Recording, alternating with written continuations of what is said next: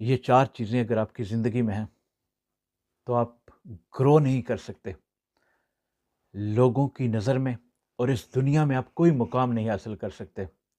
ان ثابت شدہ اور آزمودہ خرابیوں میں سب سے پہلے نمبر پہ ہے غصہ. غصہ ایک مہلک بیماری کی مانند انسانی وجود کو کھا جاتا ہے.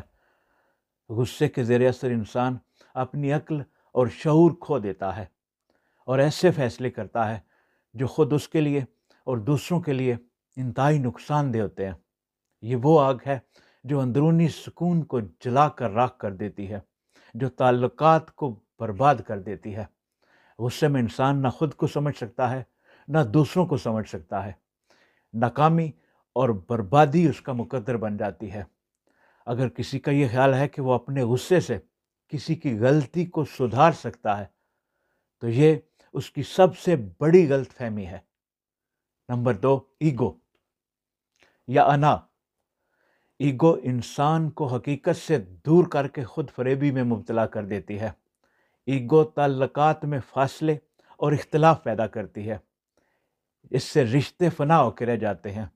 اس سے انسان دوسروں کی رائے کو نظر انداز کر دیتا ہے.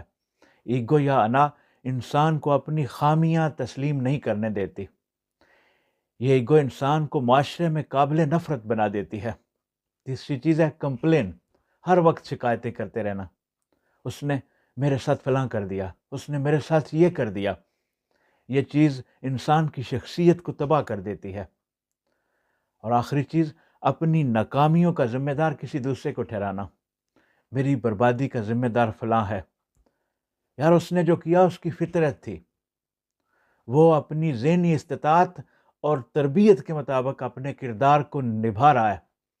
گھر کی صفائی کے دوران ایک بچھو آپ کو کاٹ لیتا ہے، آپ کتنی دیر اس کو کوستے رہیں گے کہ میں نے یار اس کا کچھ بگاڑا نہیں تھا، اس نے مجھے ہی کیوں کاٹا.